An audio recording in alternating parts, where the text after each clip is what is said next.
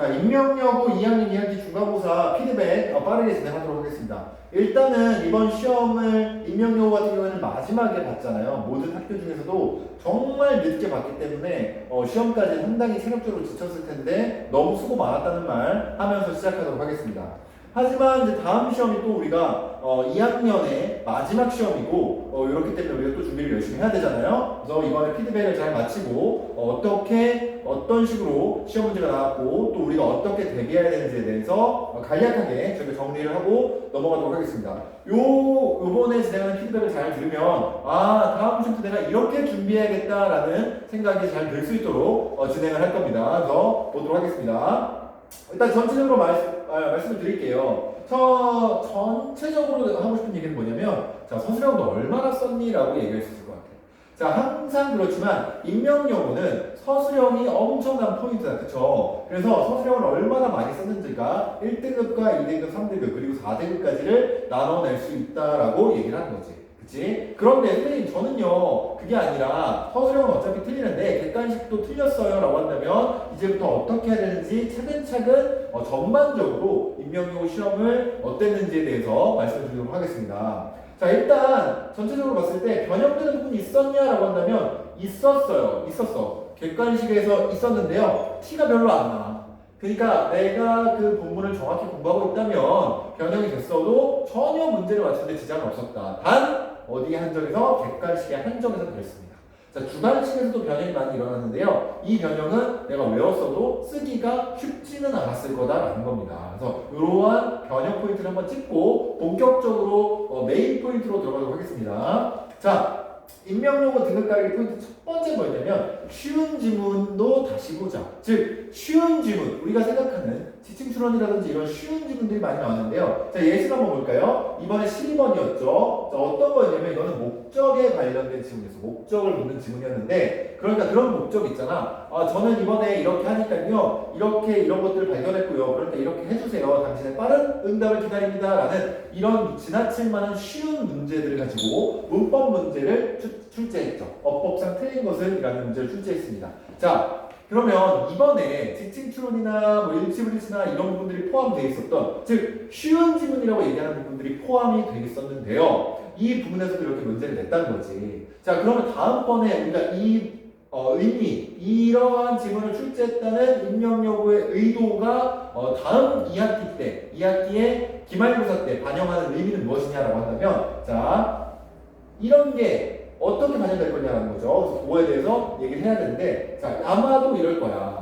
이 다 끝나고 나서 이번에 같은 경우는 범위가 어려운 지문들이 많이 나온단 말이야. 근데 우리가 생각할 때 이거 쉬운 것 같아. 이거 주제가 없는 것 같아 싶은 그런 지문들에서도 어법 문제가 충분히 출제될 수 있고 어휘 문제가 출제될 수 있기 때문에 그 부분들을 우리가 잘 잡아줘야 될 것 같아요. 그쵸? 자, 두 번째 포인트는 뭐냐면 얼마나 꼼꼼하게 지문을 봤니라는 거야.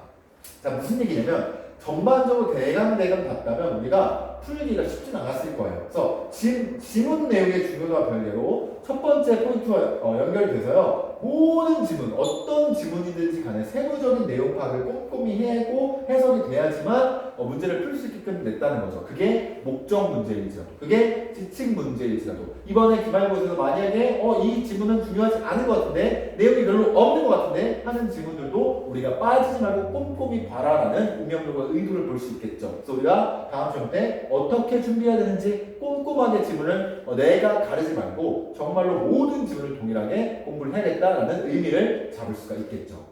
자, 예시였는데요. 이런 지문들이 이제 나왔다는 거죠. 그리고 변형이 조금 일어났다고 아까 얘기했는데 자, 요 변형 포인트 같은 경우도 거의 변화가 없죠. 가장 큰 객관식 변형이 이 정도였습니다. 뭐였어요? Created more competitive tennis matches 이렇게 나온 이 답이었는데요. 원문은 뭐였냐면 Restore a more competitive style of play. 그러니까 크게 변형이 안 됐어. 그치? 그러니까 이래서 꼼꼼히 공부를 한다면 변형이 되더라도 문제를 맞추는 데 전혀 문제가 없다라는 얘기죠. 그쵸? 자, 세 번째 포인트 뭐였어요? 역시 서술형이죠. 암기가 꼼꼼히 잘 돼야 된다는 거죠. 그리고 영작도 잘해야 된다는 거죠.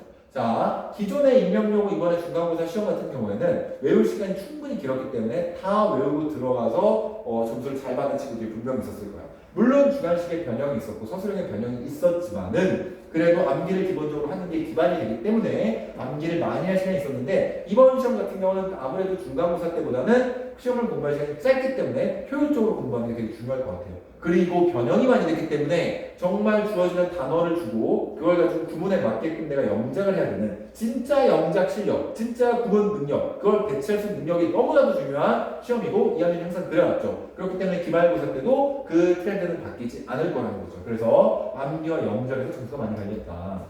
자, 어떤 건 도대체 뭘 말하는 거냐? 이번에 이제 시험지인데요. 선생님이 원문이 뭔지를 다 써보고 비교를 해봤어요. 그랬더니 6문제 중에 2문제 같은 경우는요. 단어가 1개에서 2개 정도 바뀌었기 때문에 외워서 그대로 쓴다면 맞출 수가 있는 문제였고요. 나머지 거 같은 경우는 사실 변형이 많이 있었어. 내용은 유지가 되지만 변형이 많이 됐습니다. 그래서 변형이 됐기 때문에 영작 실력이 있어야 되지만 원문이 뭔 줄을 알아야지 영작도 발휘를 할 수 있다는 거지. 그래서 영작 실력을 받쳐주지 않으면 이 뒤에 네 문제는 쉽지 않았을 거다. 즉 다시 말하면 구문에 대한 개념이 내가 전혀 없다면 이 네 문제는 외웠어도 맞추기가 쉽지 않았을 거다라고 얘기를 하는 겁니다. 하지만 내가 분명 능력이 있다면 원문을 암기했다는 상태 안에서 그런 가정하에 그래도 꽤 괜찮은 점수를 맞을 수 있었다는 거죠. 그치? 자, 이렇게 단어가 나오고 전혀 다른 패턴으로 영작을 하게 됩니다. 그쵸? 그래서 이런 훈련들을 충분히 해줘야 된다는 거지. 이해됐나요? 그래서 이렇게 세 가지 포인트로 우리는 이번 시험을 정리를 할 수 있을 것 같아요.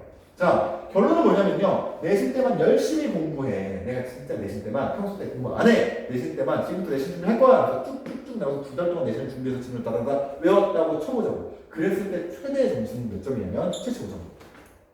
이해됐죠? 왜? 변형되잖아. 외웠는데 변형이 되기 때문에 어차피 틀리게 된다는 거죠. 어디서? 서술형에서 그렇다는 거죠. 외워서 할 수 있는 건 한정이 되어 있습니다. 많이 맞아봐야 80점 정도 나올 겁니다.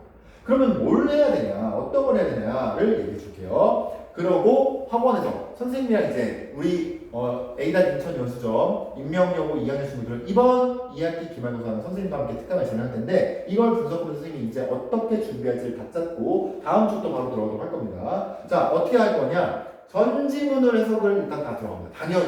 그죠? 해석을 하면서 내용 정리를 해줄 겁니다.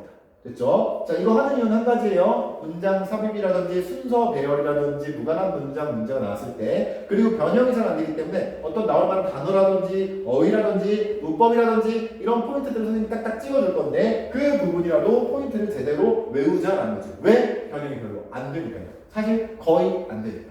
그렇죠? 그렇게 하면 우리가 객관식을 충분히 다 잡을 수 있죠. 그럼 몇 점 정도 나오니까 70점 정도가 나오겠죠. 거기에다가 서술 문장 우리 어때? 다 외우면 너무 좋겠지만 그럴 수 없잖아. 불가능하잖아. 시간이 많지 않잖아. 그렇지? 그래서 서술 문장 나올 만한 포인트의 문장 선생님이 임명용을 준비하면서 이 지문에 이런 포인트의 임명용어가 좋아하지라고 하는 포인트들을 찍어줄 겁니다. 그래서 시간이 많으신 분들은 내가 지문을 다 외워주면 되지만 그게 아니라 난 시간이 적어 효율적으로 내가 공부하고 싶어 난 객관식 맞는데 주관식을 좀 내가 건져가지고 찍기로 좀 맞춰보고 싶어 라고 한다면 선생님이 그것까지 대비해서 서술형 문장을 한 지문에 1개에서 2개 정도를 딱딱 찍어줄 겁니다. 그러면 그것만 외운다면 서술형 6개 중에서 한 3개 정도 이상은 나올 수 있게끔 선생님이 이건 준비를 시킬 겁니다. 그렇죠? 이렇게 했을 때 내가 기본기를 잘 갖춰놓고 영작을 잘했다면 100점도 가능한 거고요. 내가 만약에 그런 기본적인 능력이 부족하다면 우리가 적어도 80점 정도는 목표를 할 수 있게끔 빡세게 한번 달려볼 겁니다.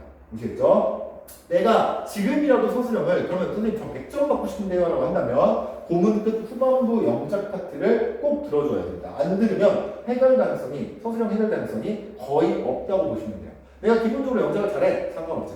하지만 내가 영작하는 방법 잘 모르겠어. 연습이 필요해. 그러면 고문 끝 후반부 파트를 선생님과 함께 공부하면서 영작하는 원리와 개념과 훈련 충분히 하고 나서 그 다음에 내신에 들어가게 된다면 서술형을 쓸 때 훨씬 더 많이 도움이 될 겁니다.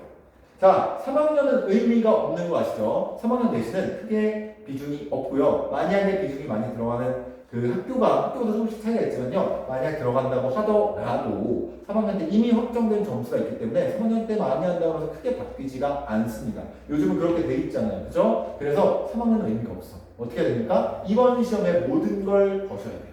2학기 시험에 최선을 다해서 점수를 해서 최대한 올려놔야지만 3학년 때 내가 가능성이 있다고 열심히 할 수 있는 거고요. 이번에 시험을 만약에 잘 못 보게 된다. 2학기까지 만약 잘 못 보게 된다면 3학년 때 한다고 해서 크게 바뀌잖아. 할 맛도 안 나겠죠. 그죠? 그래서 미리 선생님이 얘기해 주는 겁니다. 3학년 의미 없다라고 생각하고 가셔야 돼요.